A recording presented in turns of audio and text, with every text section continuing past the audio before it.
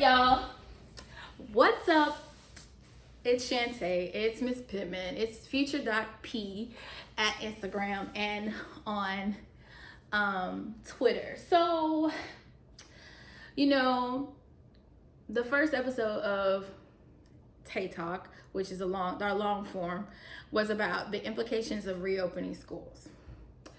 So, me being the researcher and the learner and the lifelong learner that I am, was on YouTube, going through and looking at all these different things about social justice action and abolitionist teaching and racist policies and ed law and all those good things. So as I'm going through, I happened to stumble upon this wonderful video that we're going to take a part of and watch together. Now, I was inspired by all the TikTok videos that people put out with their head like cropped out, but I don't believe in TikTok because personal privacy data collection issues. But hey, so we're gonna do this the rigged way, okay?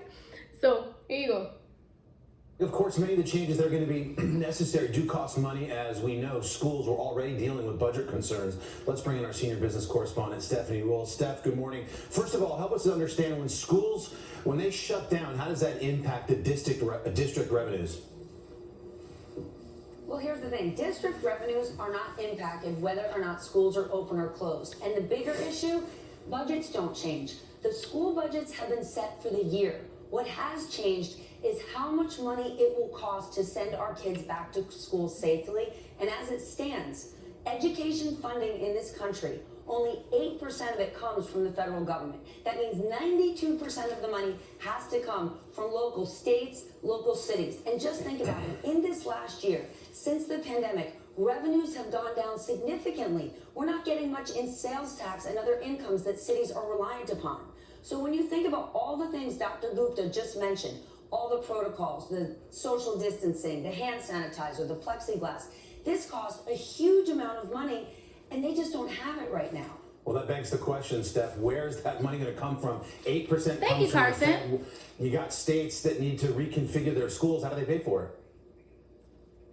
Okay, this is the $116.5 billion question, and I get this number 116.5 Federation of Teachers billion. Come up with this number. This estimate is what they say it costs to reconfigure our schools safely. Right now, the federal government has allotted $13.5 billion for K through 12 schools. That leaves us $100 billion short, and a lot of states are already turning to Washington. They're saying, we hear you, Mr. President. We want to open too. We cannot do it without the money.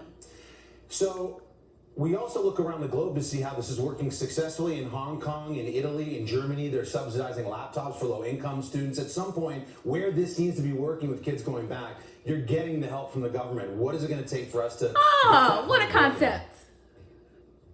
Listen, it's about political will. But right now, as everyday citizens, as parents, we can call our congressperson, we can ask for this, but we can't control it. So as parents, we've got to see what we can do at home, right? In the spring, as parents, I know, we were all kind of winging it. We were treating it saying, let's get to the end of the year and just make it through. Speak, but now girl. we've got a month or more to go before school starts again, and we have to at least, Carson, start planning, saying we might be home. So if we can, take a look at our home space. Should we be getting a desk? If possible, can we put a partition up? Remember, small desks sold out so quickly when we all started working from home. Speak, so suddenly Susan. you hear that millions of kids are going to school from home. Right. You're going to see school supplies sell out quickly. So as parents, try to stock up now. Try to have your kids at least spend some of their screen time on some educational apps. Just get them in the zone.